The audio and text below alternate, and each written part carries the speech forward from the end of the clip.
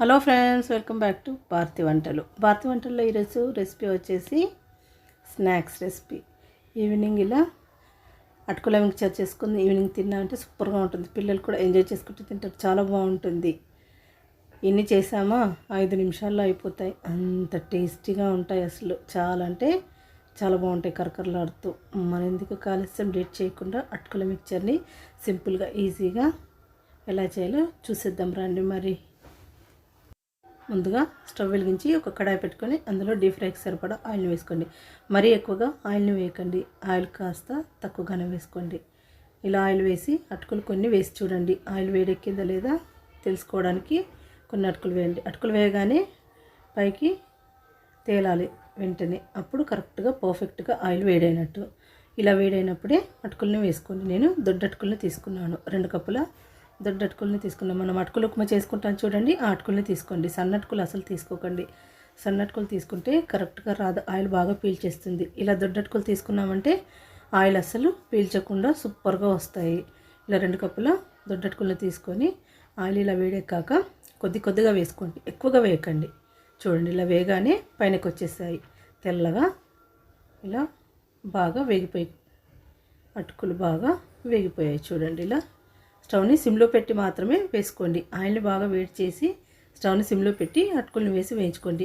హైలో పెట్టి వేయించారంటే ఇవి మొత్తం మాడిపోతాయి, అందుకని స్టవ్ని సిమ్లో పెట్టి మాత్రమే వీటిని ఫ్రై చేసుకోండి. ఇలా అటుకుల్ని తీసి ఒక స్ట్రైనర్లో వేసుకోండి. అలాగే ఇంకొన్ని కూడా వేసుకోండి. మిగతా అన్ని అటుకుల్ని ఇలాగే ఫ్రై చేసుకోండి. ఇలాంటి జాలితో తీసుకోండి, ఈజీగా వస్తాయి. అలా అయినా మీ దగ్గర ఏ జాలి ఉంటే ఆ జాలితో తీసుకోండి, ఇలా తీయండి. ఇలాగే మిగిలిన అటుకులన్నింటినీ డీప్ ఫ్రై చేసి స్ట్రైనర్లో వేసి పక్కన పెట్టుకోండి. ఈ అటుకులు డీప్ ఫ్రై చేసుకున్నాక ఇప్పుడు మనము ఇందులోకి మిగతా వాటిని ఫ్రై చేసుకుందాము. ఇప్పుడు ఇలా జాలీలోకి 1 కప్పు పల్లీలను వేసుకోండి. వేసి ఇలా అనుకుంటూ బాగా ఫ్రై చేసుకోండి.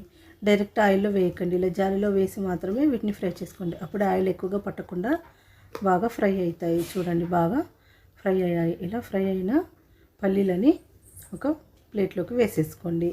అలాగే పుట్నాలను కూడా పల్లీలను ఏ విధంగా ఫ్రై చేసుకున్నామో అదే విధంగా ఫ్రై చేసుకుందాము.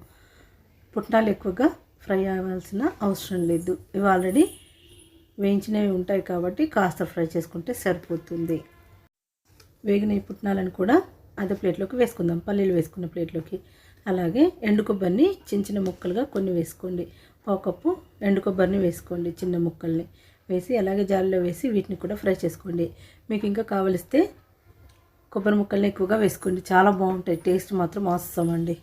నేను కొద్దిగానే వేసాను, మీకు నచ్చితే కనుక ఇంకా వేసుకోండి. వీటిని కూడా ఫ్రై చేసేసి ఇలాగే ప్లేట్లోకి వేసేసుకోండి. అలాగే కాజులని 1/2 కప్పు తీసుకొని జాలిలో వేసి మళ్ళీ వీటిని కూడా అదే మాదిరిగా ఫ్రై చేస్తున్నాను.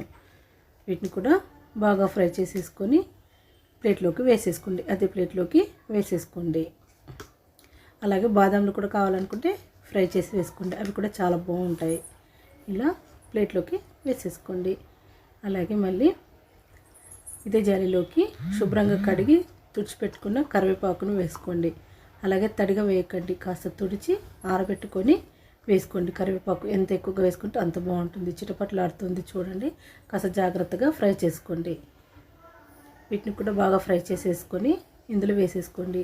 కరివేపాకు కూడా ఎంత ఎక్కువగా వేసుకుంటే అంత బాగుంటుంది, చాలా బాగుంటుంది తింటుంటే. ఇప్పుడు అన్నిటిని ఫ్రై చేసుకొని పక్కన పెట్టేసుకొని ఒక పెద్ద బౌల్ తీసుకొని అందులో వేయించిన అటుకులు ఉన్నాయి కదా, డీప్ ఫ్రై చేసిన అటుకులు, వాటిని వేసేసుకొని అందులో ఉప్పు 1 టీ స్పూన్ వేసుకోండి. అలాగే కారం 1/2 టీ స్పూన్ వేసుకోండి. అలాగే జీలకర్ర పొడి 1/4 టీ స్పూన్ వేసుకోండి. అలాగే ధనియాల పొడి 1/2 టీ స్పూన్ వేసుకోండి. అలాగే చాట్ మసాలా 1/2 టీ స్పూన్ వేసుకోండి. చాట్ మసాలా లేదంటే స్కిప్ చేయండి, పర్వాలేదు.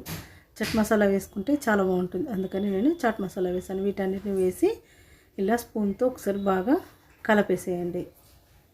ఉప్పు కాస్త రుచి చూసి వేసుకోండి, 1 టీ స్పూన్ సరిపోతుంది, మరి ఎక్కువగా అవసరం లేదు. ఇలా వీటన్నింటిని బాగా కలిపేసి మనం ఆల్రెడీ ఫ్రై చేసి పెట్టుకున్నాం కదా, పల్లీలు, కాజులు, కొబ్బరి ముక్కలు, అలాగే పుట్నాల పప్పు, అలాగే కరివేపాకు వీటన్నిటిని ఫ్రై చేసి పెట్టుకున్నాం కదా, వాటన్నింటిని ఇందులో వేసేసుకొని ఇలా స్పూన్తో బాగా కలపండి. ఇందులో కరివేపాకు కూడా చాలా బాగుంటుంది, అందుకని ఇంకాస్త ఎక్కువగానే వేసుకోండి. కరివేపాకు తింటే కూడా చాలా మంచిది వెంట్రుకలకి, అలాగే కళ్ళకి చాలా మంచిది కాబట్టి కరివేపాకు కాస్త ఎక్కువగానే వేసుకోండి. ఇలా వేసి వీటన్నింటిని బాగా కలిపేసి వీటిని కాస్త చల్లారనిచ్చి ఒక ఎయిర్ టైట్ కంటైనర్లో వేసి స్టోర్ చేసి పెట్టుకున్నారంటే 15 రోజుల వరకు పాడవకుండా ఉంటాయి. ఇలా ఈ మిక్చర్ని చేసి స్టోర్ చేసి పెట్టుకున్నామంటే పిల్లలు ఎప్పుడు అడిగితే అప్పుడు ఇచ్చామంటే పిల్లలు ఆడుతూ పాడుతూ ఎంజాయ్ చేసుకుంటూ తింటారు. పెద్దలు కూడా చాలా ఇష్టంగా తింటారు. నోట్లో వేసుకుంటే కరిగిపోతాయి. చాలా అంటే చాలా బాగుంటాయి. టేస్ట్ మాత్రం అవసరం అండి. నేను చెప్పిన కొలతలతో చేసి చూడండి, పర్ఫెక్ట్గా వస్తాయి. అసలు ఆయిల్ అనేది ఏమీ పీల్చకుండా పర్ఫెక్ట్గా వస్తాయి. ఈ అటుకుల మిక్చర్ స్వీట్ షాప్లో అమ్మే అటుకుల మిక్చర్ లాగానే అలాగే యాస్టీస్గా ఉంటుంది. ఒక్కసారి ఈ అటుకుల మిక్చర్ని ట్రై చేసి చూడండి. ట్రై చేసి చూసి ఎలా వచ్చిందో మీ ఫీడ్బ్యాక్ని కమెంట్ సెక్షన్లో షేర్ చేయడం మాత్రం మర్చిపోకండి. అలాగే మరొక మంచి వీడియోతో మళ్ళీ కలుద్దాం. Thank you for watching friends.